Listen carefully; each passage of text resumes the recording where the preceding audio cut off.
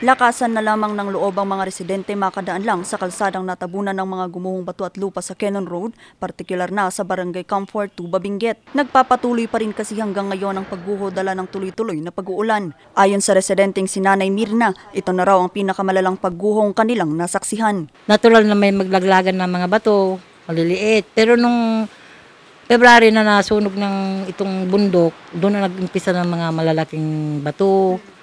Yan, gumuhong lupa. Kaya sabi nung asawa ko, mamamatay tayo dito. Pag nag-umpisa na yung mayroon na kaming nararamdaman na mga 1-2 bato, tapos itong ulan, lumilikas na kami, ma'am, dahil yun ang kami. Bubulusok na yung mga batong bababa dahil sumasabay sa tubig.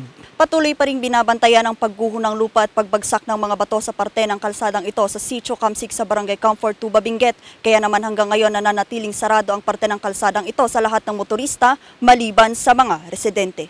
Ang mga jeep hanggang sa turning point na lamang. Merong slide dyan sa Camp 5 area at yung konting falling rocks dyan sa toll gate, tapos dito na sa mill site. Ma'am, yung malaking falling rocks na galing yung lupa. Cannon is hindi pa safe na daanan kasi maraming area na naglalaglagan ng mga bato.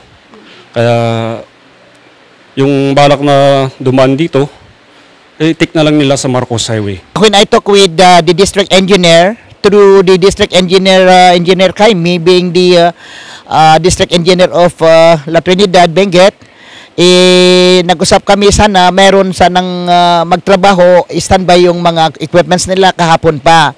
Pero sabi niya, i-stop muna namin while yung malakas ang hangin, sabi niya.